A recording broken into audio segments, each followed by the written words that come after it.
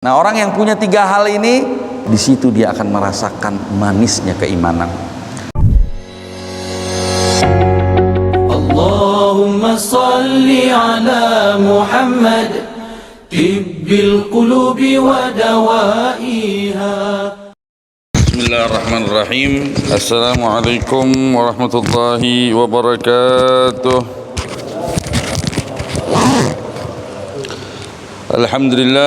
Alhamdulillah rabbil alamin. Wabihi nasta'in ala umuri dunya wad din. Wassalatu wassalamu ala ashrafil anbiya'i wal mursalin, Sayyidina wa habibina wa syafi'ina wa qurrati a'yunina wa maulana Muhammad sallallahu alaihi wa ala alihi at-tayyibin at-tahirin wa sahabatihi al-akramin والتابعين وتابع التابعين ومن تبعهم بإحسان إلى يوم الدين. أما بعد، سبحانك يا الله، سبحانك لا علم لنا إلا ما علمتنا إنك أنت العليم الحكيم.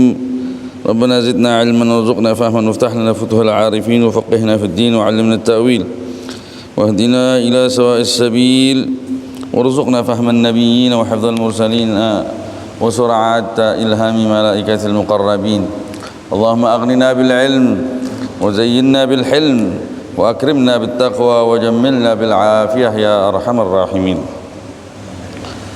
Alhamdulillah, puji syukur kehadirat Allah atas limpahan karunia-Nya, terkhusus limpahan karunia berupa nikmat keislaman, nikmat keimanan, wa kafa bihima min ni'mah, nikmat panjang umur, sehat wal afiat, sehingga kita bisa berkumpul kembali di Masjid Al-Amin yang penuh dengan keberkahan ini dalam rangka melanjutkan kajian keagamaan, yang mana dalam hal ini mengkaji hadis-hadis baginda Rasulullah sallallahu alaihi wasallam. Semoga Allah langgengkan nikmat ini dan Allah sempurnakan nikmat yang sudah diberikan oleh Allah Subhanahu wa taala berupa aneka ragam kebajikan yang lainnya. Amin ya rabbal alamin. Salawat dan salam tak lupa senantiasa kita haturkan kepada junjungan kita Nabi besar Muhammad sallallahu alaihi wa alihi wa sahbihi wasallam, Nabi yang petuah-petuahnya amat sangat berarti ya untuk kita jadikan pegangan dalam mengarungi gelombang kehidupan agar kita bisa sampai ke daratan tempat kita berasal, daratan yang penuh dengan kebahagiaan dan keberuntungan, yaitu surganya Allah Subhanahu wa ta'ala.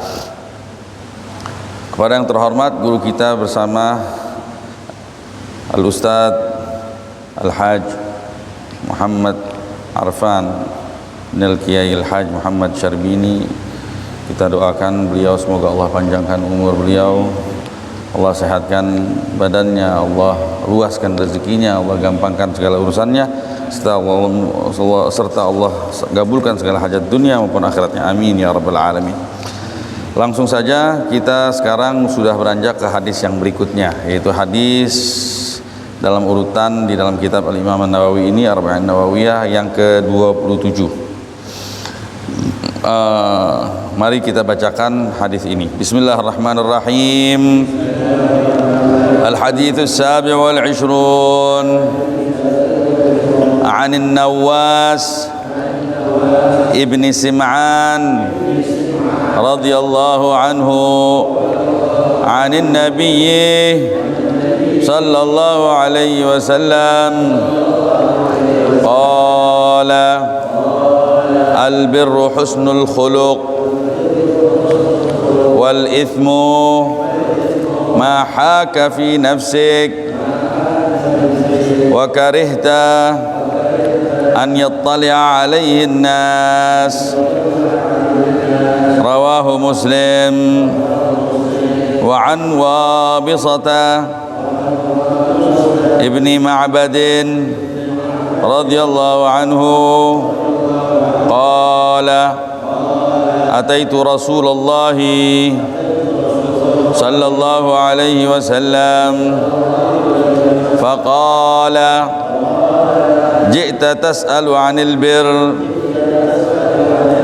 qultu na'am faqala istafti qalbak albirru matma'annat ilaihi an-nafsu watma'anna ilaihi al-qalbu wal ithmu ma haka fi an-nafsi wa taraddada fi as-sadri wa in aftaka an-nasu wa aftawuk hadithun hasanun rawainahu fi musnadai al-imamaini Ahmad bin Hanbal wa Darimi bi isnadin hasan.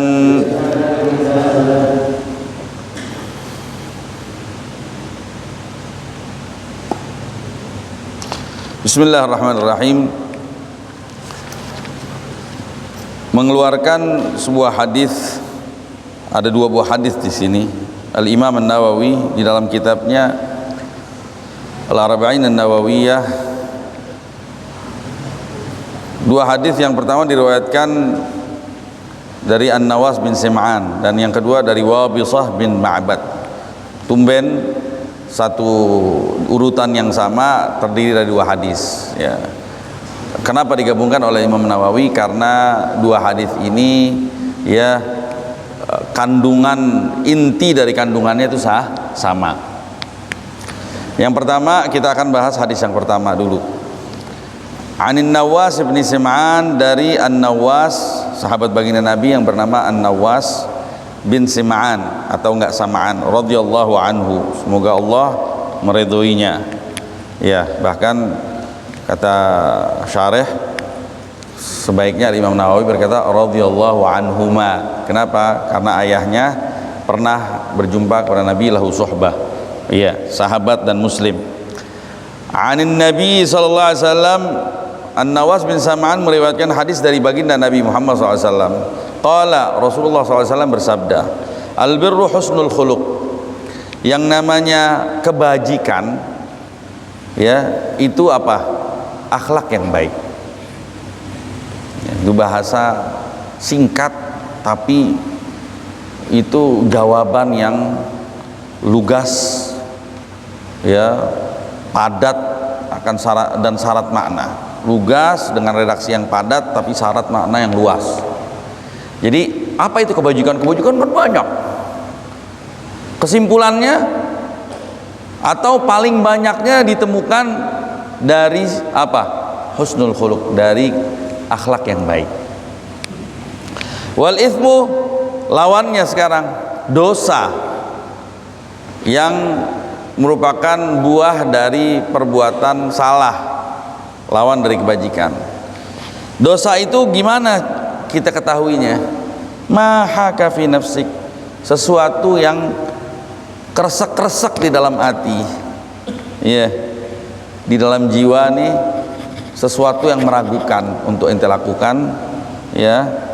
Wa karihta an yatala 'alan nas, dan sesuatu tersebut yang kresek-kresek di dalam hati nih, ya, yang bikin hati nggak enak, ya, dan adalah sesuatu yang apabila orang melihatnya ente bakal malu.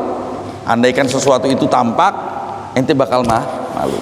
Nah, biasanya orang normal tuh kalau berbuat salah malu kalau ketahuan. Iya. Rawahu Muslim. Hadis redaksi pertama ini yang diriwayatkan oleh An-Nawas bin Sim'an, diriwayatkan oleh Imam Muslim. Yang berikutnya insyaallah di minggu yang akan datang setelah panjang umur sehatul afiat insyaallah. Sekarang kita mau bicara seperti biasa An-Nawas bin Sam'an, sahabat baginda Nabi ini. An-Nawas bin Sam'an termasuk sahabat yang jarang kita dengar nih. Iya. Nawas bin Sam'an atau enggak bin Sim'an atau enggak Sam'an, ya. Semoga Allah meridhoinya.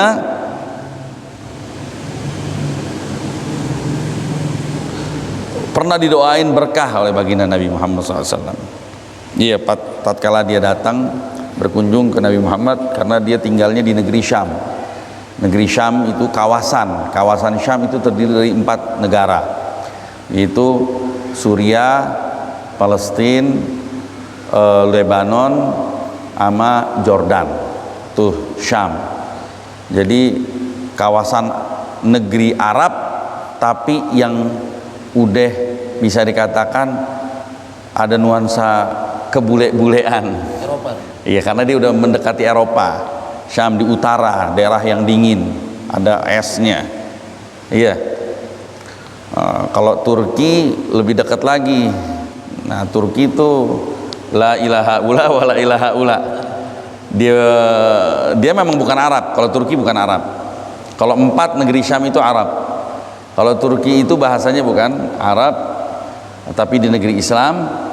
Sebahagian negaranya masuk ke Eropa, sebagian negaranya masuk ke Asia. Nah, kalau Syam ini negeri Arab. Ya. Dia di utara Jazirah Arab. Lawan kawasannya selatan Jazirah Arab itu kawasan Yaman. Yaman masuk di situ Hadramut, Oman, ya, Mahra, apa lagi tuh? Iya, itu pokoknya yang di selatan Jazirah Arab. Kalau Masyriq, jadi dulu ada 4 kawasan, ada Syam, Yaman, utara, selatan tuh. Ada Masyriq, ada Maghrib. Kalau Masyriq kawasan timur Jazirah Arab, agak ke atas. Itu yang belakangnya An semua tuh.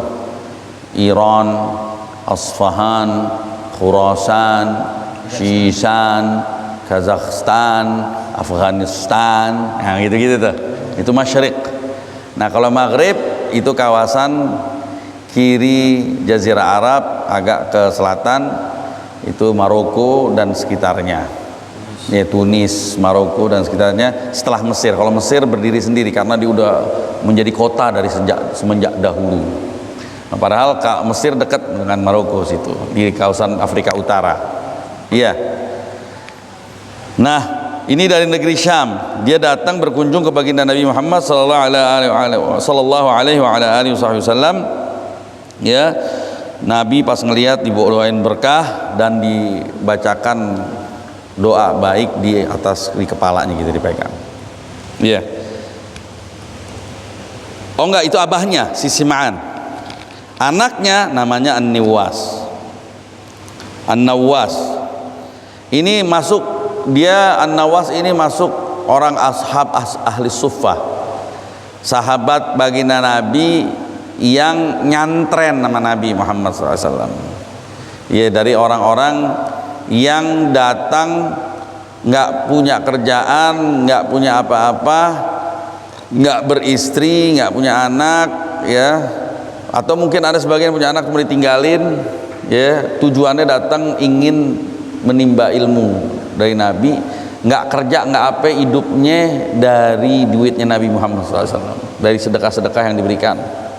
Ya, jadi saat itu kategorinya ya nggak punya lah, tapi mereka benar-benar tujuannya untuk nuntut ilmu.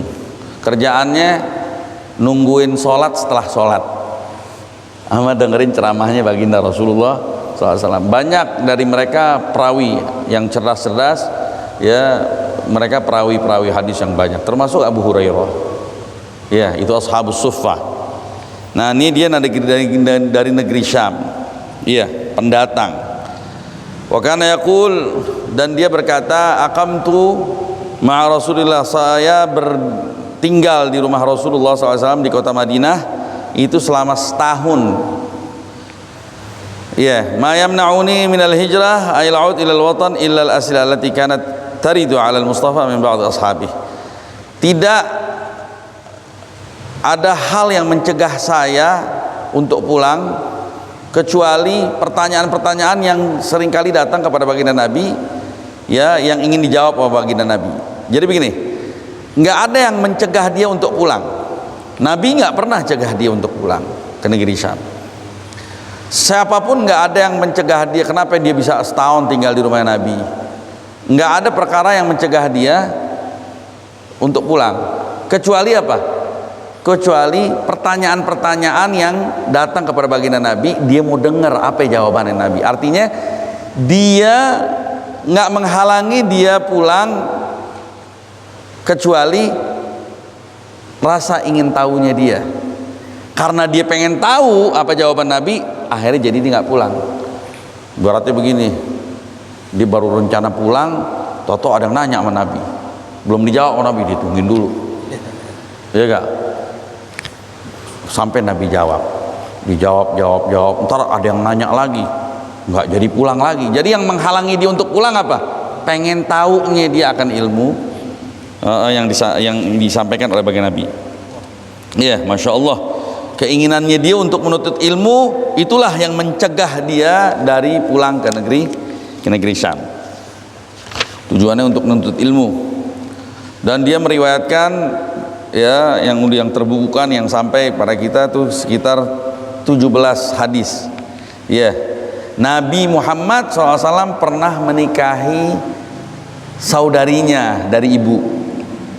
Saudarinya dari ibu pernah dinikahi oleh baginda Nabi Muhammad SAW.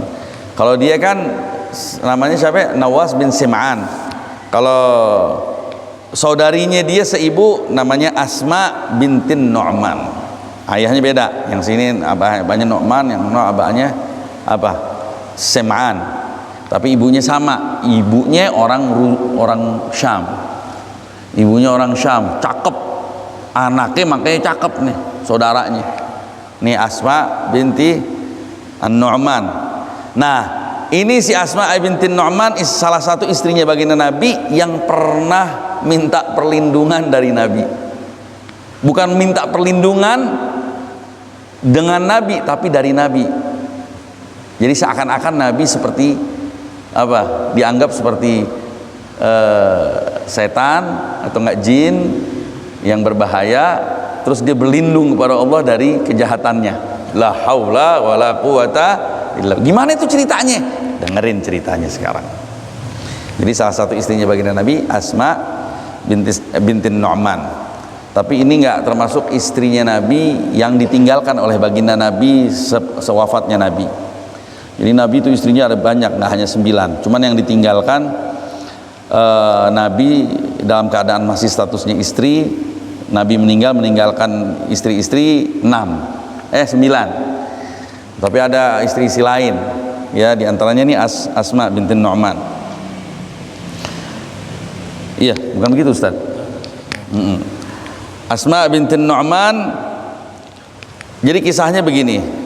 Pernah suatu kali ayahnya dia nih sebelum jadi istri, ayahnya nih istri Asma ini istrinya Nabi pernah datang ke hadapan baginda Nabi dalam keadaan sudah Islam. Terus dia menawarkan baginda Nabi putrinya. Dia berkata, ya Rasulullah, ala uzawwijuka ajmala ayyumin fil Arab. Ya Rasulullah, maukah engkau saya kawinkan perempuan yang paling cakep di negeri Arab? Syam, perempuan Syam ini terkenal. Orang Suriah nih perempuannya cakep-cakep. Orang Lebanon, milihnya merem aja, cakep. Nah, udah banyak yang tunjuk aja begitu, cakep semua. Di negeri Syam, Suriah, Lebanon apalagi. Apa yang bilang perempuan tercakep adanya di Lebanon. Cuma memang negeri agak bebas, negeri Arab agak bebas di sana. Nabi ditawarin begitu, maksudnya tawarin anaknya. Kanat tahta ibni ammin laha fatufi anha. Jadi ini anaknya janda.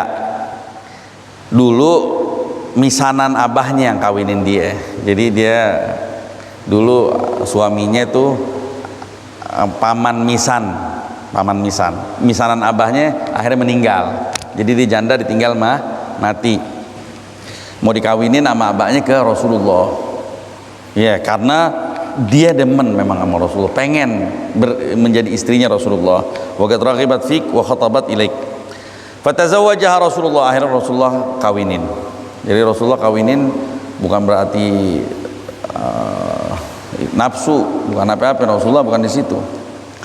Karena permohonan, Rasulullah nggak pernah menolak permohonan.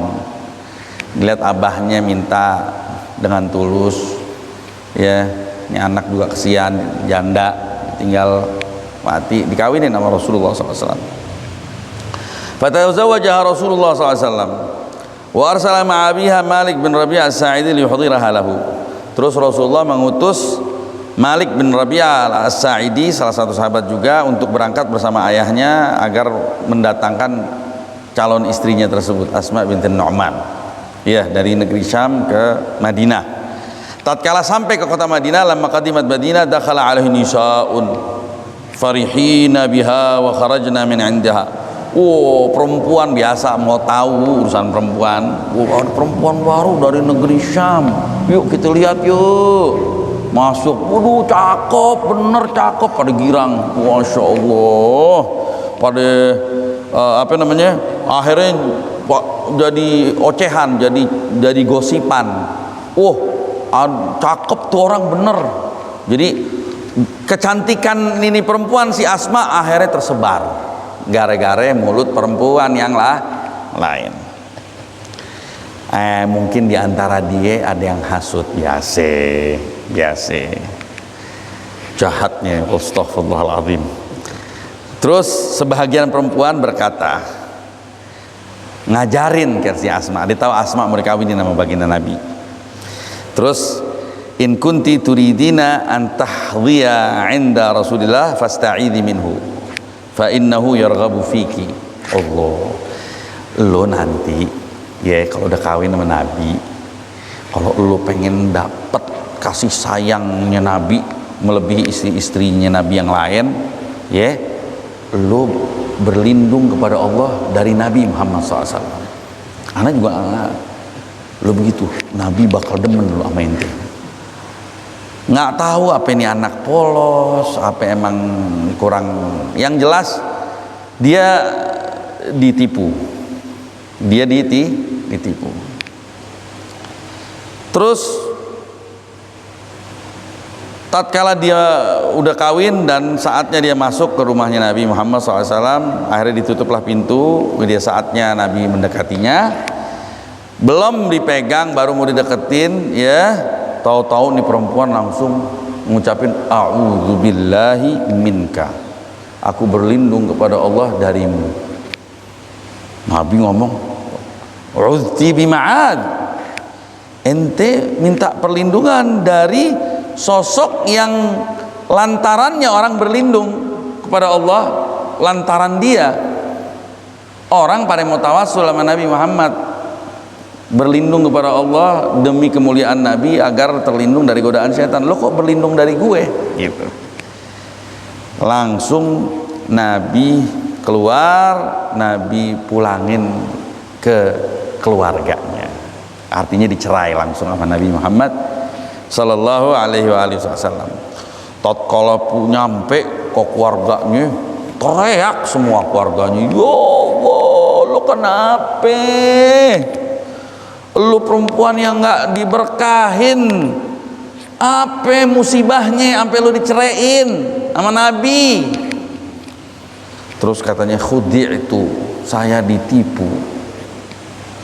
Akhirnya dia tinggal di keluarganya, dia menutup diri, dia nggak mau kawin lagi sampai dia meninggal di masa khilafah. Oh enggak, berarti dia Asma termasuk. Oh tapi udah diceraiin ya, udah diceraiin. Iya. Dia meninggal di khilafah Sayyidina Utsman bin Affan. Panjang umurnya, tapi dia hitungannya ada yang bilang beliau meninggal karena penderitaan yang nggak kunjung usai di dalam dadanya, sesalan. Kenapa gue sebodoh itu? Ya mungkin Nabi menceraikannya bukan berarti Nabi nggak tahu. Ana sih yakinnya Nabi tahu, cuman mestinya mikir dong. Ini kan lo orang Arab, lo tahu bahasa, berarti paling enggak ada sesuatu yang kurang dipahami. Mestinya cerdik dalam hal ginian, tapi kepolosan, terlalu kepolosan sehingga Nabi ceraikan. Mungkin itu ada baiknya, tapi dia mendapatkan keberkahan. Dia udah pernah dikawinin sama baginda Rasulullah sallallahu alaihi wasallam. Nah, tapi dia meninggal, ada yang bilang meninggal dalam keadaan gila, Ada yang bilang dia meninggal dalam keadaan sedih, udah nian sesal dalam hatinya. Jadi itu siapa namanya? Asma bintin Nu'man, saudaranya siapa? An-Nawas bin Sim'an, saudara seibu. Nah, An-Nawas bin Sim'an meriwayatkan hadis dari baginda Rasulullah bahwasanya Rasulullah pernah berkata, al-birru, kebajikan itu. Apa sih kebajikan? Kebajikan itu adalah satu nama yang terkumpul di dalamnya semua aneka ragam bentuk atau hal-hal yang baik. Dan setiap perilaku yang diridhoi itu disebutnya kebajikan. Nah, tapi Nabi ingin menggarisbesarkan paling banyak hal yang mengandung kebajikan adalah husnul khuluq, kata baginda Rasulullah SAW. Berakhlak dengan akhlak baik, mulia, beradab dengan adabnya Allah, mengikut mensifati diri kita dengan sifat-sifat Allah ya yang baik, ya allati syara'a li ibadik, yang memang Allah perintahkan untuk kita menghias diri dengan sifat-sifat tersebut. Masuk juga diantaranya ya imtithal amri wa tajannub nahi, menjalankan perintahnya, menjauhi larangannya, ya itu semua masuk dalam husnul khuluq, yang itu artinya juga kebajikan. Ya, sampai dikatakan albirru syai'un hayyin. Jadi kita kalau mau, kan kebajikan banyak. Semua bisa tercapai kalau kita lakukan satu hal. Apa? Ya jalanin perintah Allah, jauhin larangannya. Kalau kita udah jalanin perintah Allah, jauhin larangannya, pasti kita berakhlak baik. Karena semua perintah Allah pasti mengajak kepada yang akhlak baik, dan semua larangannya adalah melarang dari akhlak yang tidak baik. Jadi nggak usah ngikutin warisan karakter dari atas, takut warisannya salah, ya. Karena yang namanya karakter orang tuh terwariskan. Ada orang dermawan karena memang keturunannya keturunan dermawan, tapi bukan berarti akhlak nggak bisa dibentuk. Akhlak bisa dibentuk tapi dengan upaya keras, tapi ada yang sifatnya sudah nasib baiknya itu orang karena memang dia mewarisi akhlak baik dari orang tuanya. Yang nggak bisa diwarisin cuman ilmu pengetahuan nggak bisa diwarisin, tapi kalau akhlak bisa diwarisi, ya. Tapi akhlak jangan tunggu warisan. Kalau kita nggak punya sifat, kebetulan kita ngewarisin sifat pelit dari orang tua kita misalkan, ya jangan merasa nyaman, tapi lawanlah, berusahalah untuk menjadi orang yang dermawan. Ya, wa ma yulaqaha illa alladziina sabaru wa ma yulaqaha illa dzu hadzin azim. Setelah ayat Quran tersebut berbicara tentang akhlak baik, wa fa'aka'anna waliyun hamim, kalau diomelin, diberontak, berantem sama orang, nggak lama kemudian dia rubah seakan-akan nggak pernah bermusuhan sama dia, saking hebat itu. Kita kalau udah musuhan sama orang, berantem, biasanya masih ada dendam di sini. Jadi kita kalau ketemu sama dia lagi, kayaknya hati kita masih nggak nian. Nah, tapi kalau ada tipikal orang yang memang baik nih orang karakter, dia cekcok sama satu orang dengan terhadap satu permasalahan, tapi habis itu biasa aja, normal lagi, nyapa lagi, biasa lagi, seakan-akan dia belum pernah bermusuhan. Nah, kata Al-Quran, wa ma yulaqqaha illa alladziina sabaru, yang seperti ini sifatnya nggak bisa diraih kecuali dengan kesabaran, artinya dengan upaya keras untuk menanamkan karakter seperti itu. Kalau memang nggak punya karakter seperti itu, nggak diwarisi. Atau wala wa ma yulaqqaha illa dzu hadzin azim, dan nggak akan menerima sifat akhlak seperti ini kecuali orang yang memang punya bagian yang beruntung, maksudnya warisan dari atas. Iya, makanya penting juga katanya orang kalau nggak kawin pilih-pilih keluarga yang baik, tujuannya itu biar diwarisi kebaikan tersebut sama anak-anaknya. Iya, artinya jadi lebih mudah gitu untuk mendidik anak, nggak berat banget. Jadi albirru husnul khuluq kata baginda Rasulullah. Makanya dan husnul khuluq itu simpelnya laksanain perintah, jauhin larangan. Insya Allah kita bisa husnul khuluq dan di situ ada kebajikan. Makanya simpel yang namanya albir. Albirru syai'un hayyin fi'lun jamil wa kalamun layyin. Ada satu redaksi yang indah bunyinya begini, albirru syai'un hayyin fi'lun jamilun wa kalamun layyin.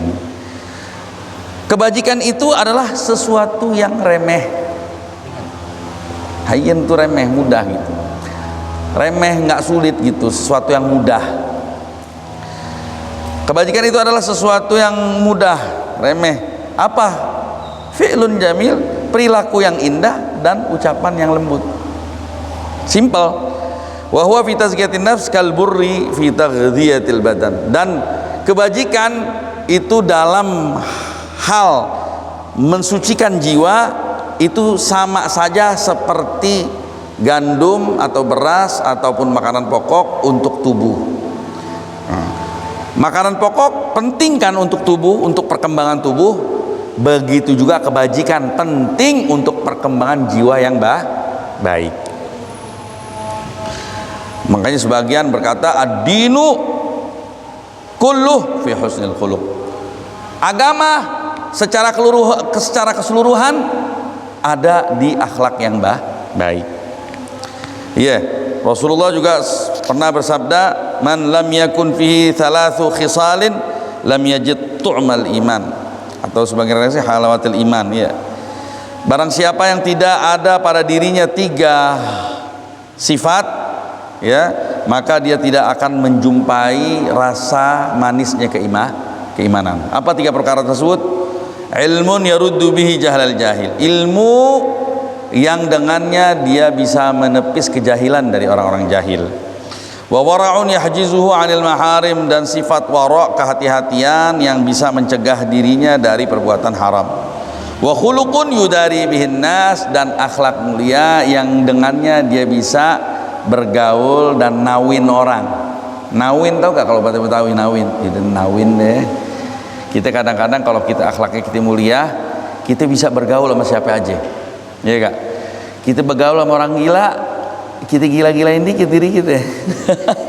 Biar nyambung. Maksudnya apa? Nawin, kesian. Anak kecil, kita bergaul sama anak kecil, kita gitu kan. Kitanya jadi kayak anak kecil. Itu namanya mudarah, kita nawin orang. Ya gak? Ini orang bodoh banget gitu. Dia nanya sesuatu yang jadi dia kadang kayak menerangkan sesuatu ya yang sebenarnya kita udah tahu. Ya gak? Dia nerangin sesuatu kepada kita, sesuatu yang sebenarnya kita tahu. Tapi kita bilang, "Oh, begitu ya. Masya Allah, pinter ente ya." Itu tujuan apa? Nyenengin dia. Itu akhlak yang baik. Udah gue udah tahu, nggak usah ngomong loh, pusing gue. Wah, jangan begitu, kita bergaul sama orang. Kita nawin, kurang lebih kita senengin hatinya, gitu ya. Itu akhlak. Nah, orang yang punya 3 hal ini, punya ilmu, punya wara, punya akhlak mulia, pandai bergaul, di situ dia akan merasakan manisnya keimanan. Ya, dia akan merasakan efek dari keimanannya dia. Berarti imannya itu sejati. Efek imannya udah berbuah, buahnya manis, yaitu tingkah-tingkahnya yang tadi. Iya. Ini ada satu kisah. Baru banget azan ya. Ini bagus nih kisah. Ini gambaran biar antum tahu ini akhlaknya orang-orang mukmin sejati. Tadi kan kita lagi bicara tadi akhlak yang begitu, nawin, bisa ngadepin orang, nggak tegang, nggak gampang marah, bisa ngadepin orang. Nah, dihikayatkan ada namanya Asim ibn al-Mustaliq, hidup di era fitnah, di mana banyak orang yang dibuat jadi benci sama keluarga Nabi Muhammad SAW. Luar biasa, keluarga Nabi tempo dulu tuh dari mulai Sayyidina Ali dan keturunannya itu dapat ujian besar dari Allah karena beberapa sikap orang-orang munafik, ya, sehingga banyak orang yang sadar atau tidak disadari terpengaruh, sehingga akhirnya mereka membenci keluarga Nabi Muhammad SAW. Keluarga Nabi dianggap sebagai kelompok yang suka bikin kegaduhan, kelompok yang demen kedudukan, yang suka bikin kekacauan, ya, yang kiranya nggak bisa, yang keberadaannya bikin stabilitas politik itu goncang, tuh dianggap begitu, tukang, jadi dibenci, ya. Dimulai dari Sayyidina Ali, di masa kekhilafahannya Sayyidina Ali perang mulu, padahal Sayyidina Ali alal haq, dalam kebenaran. Tapi ini semua isu dibuat, ya, sehingga orang banyak yang membenci Sayyidina Ali terus keturunannya. Termasuk yang terkena fitnah ini si Asim bin Mustalik sebelum dia jadi orang baik. Dia masuk ke kota Madinah, kebanyakan orang-orang Syam, karena saat itu pemerintahan Bani Umayyah ada di negeri Syam. Dan waktu itu nggak kayak sekarang kan, ada handphone, ada apa. Jadi orang yang di negeri Syam tahu beritanya, informasinya, ini ada biang keladi, ini keturunannya cucu-cucu Nabi nih bikin biang keladi. Akhirnya dia terbentuk paradigma pemikirannya dia bahwa akhirnya dia datang ke Madinah ketemu Sayyidina Hasan bin Ali, cucunya Nabi ini. Ya, tapi pertama kali dia dilihat perawakannya, sifatnya, ya, pandangannya membuat dia takjub. Tapi dasarnya memang ada kebencian terhadap abahnya Sayyidina Ali, sehingga meluap-luap amarahnya, sehingga dia mencaci Sayyidina Hasan. Pertama dia mengatakan, ente Ibn Ali, ente putranya Ali bin Abi Thalib. Sayyidina Hasan bilang iya. Akhirnya dicaci maki, dicaci maki dirinya dan dicaci maki abahnya. Fanadhara ilayya nadhar atif wa rauf. Tapi Sayyidina Hasan dicaci maki ini biasa. Pandangannya nggak ada pandangan mendelik atau nggak alisnya nekuk begitu, kagak, tenang. Ini akhlak luar biasa ini. Dicaci maki, tapi dia tahu ini orang nggak tahu. Ini orang dasarnya memang nggak tahu. Dia biasa malah pandangnya pandangan ngenes, pandangan kesian.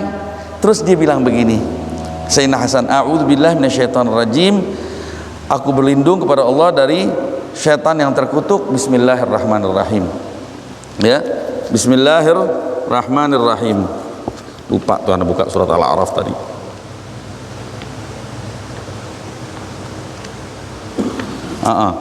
Terus Sayyidina Hasan bacain ayat Quran surat Al-A'raf ayat 199 sampai 201.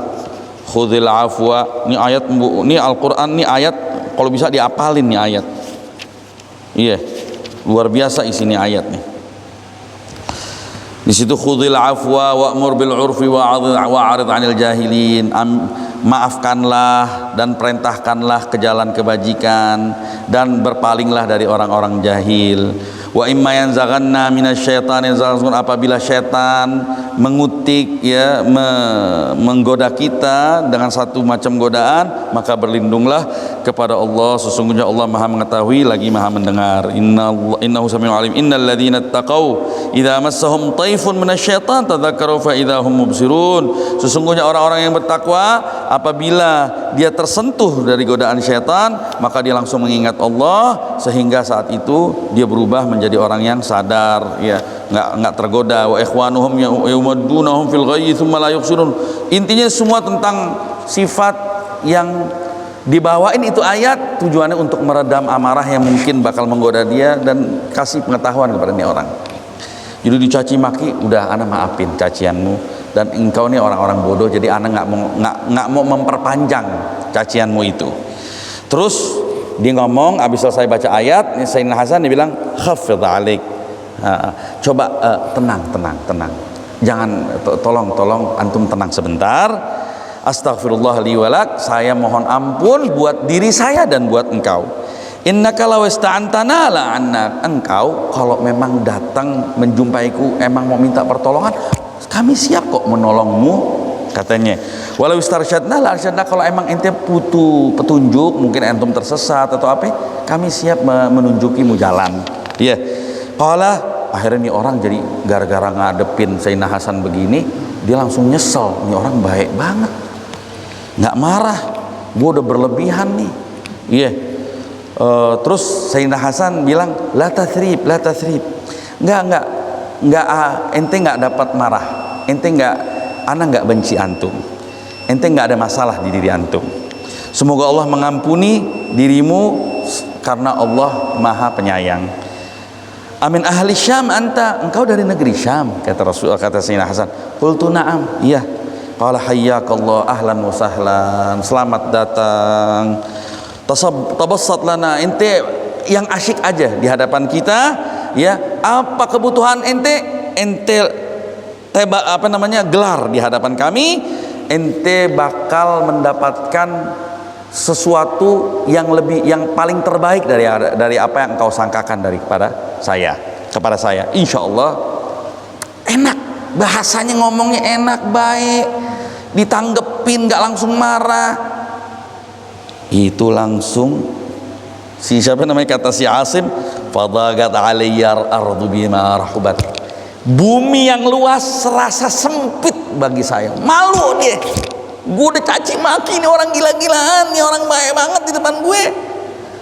Malu dia sampai berasa nih dunia sempit buat dirinya. Ya sampai akhirnya dia nggak, ketika ada celah dia untuk keluar, dia keluar, set, ngumpet, ya gak? Semenjak itu tidak ada di muka bumi yang lebih saya cintai ketimbang Sayyidina Hasan dan ayahnya Sayyidina Ali. Allah, dari awalnya mencaci maki, kesian banyak orang tuh kadang-kadang karena dia nggak tahu. Jadi kita jangan terlalu langsung mudah marah. Jadi intinya gimana? Nawin. Kita bergaul tuh biar bisa ngertiin orang, nawin orang. Ya kita turunkan diri kita, sesuaikan dengan status dia, biar ini orang nyaman sama kita. Ya, paham ya? Demikian kurang lebih, insyaallah kelanjutan kajiannya dari hadis ini akan kita lanjutkan di minggu yang akan datang di waktu dan tempat yang sama. Kurang lebihnya mohon maaf. Wabillahi taufiq wal hidayah wal afu minkum. Wassalamualaikum warahmatullahi wabarakatuh. Allahumma salli ala Muhammad tibbil qulubi wa dawai